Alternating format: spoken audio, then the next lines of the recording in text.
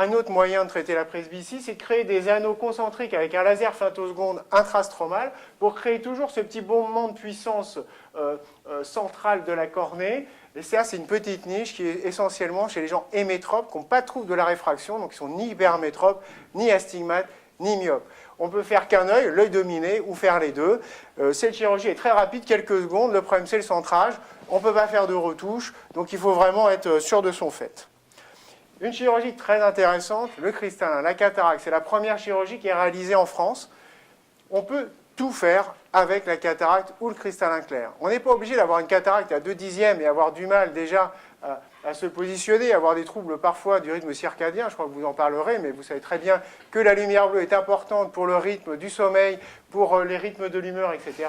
On ne va pas attendre que la cataracte soit très mûre pour envisager une chirurgie du cristallin, puisqu'on va régler l'astigmatisme, l'hypermétropie et la myopie. Et là, sur l'hypermétropie, on peut aller jusqu'à plus 10, plus 12, et les astigmatismes jusqu'à plus 7, plus 8. Et on va utiliser des petits implants qui vont traiter à la fois l'ensemble et bien sûr qui auront une addition à l'intérieur de cet implant pour traiter la presbytie. Donc, pour ces personnes-là qui montrent les modifications sur l'OCT et chez lesquelles il y a des doutes sur des complications, il faudra faire des examens complémentaires. On parle de l'angiographie.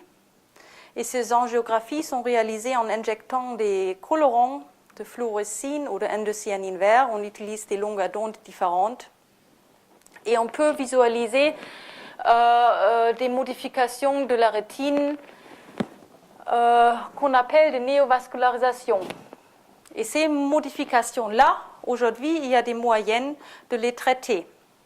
Il y a des médicaments qu'on peut injecter dans l'œil pour à nouveau ralentir ou stopper la progression. Ce n'est pas pour guérir la maladie, mais on arrive quand même dans un grand pourcentage aujourd'hui de stopper la progression. Donc il y a plusieurs médicaments sur le marché.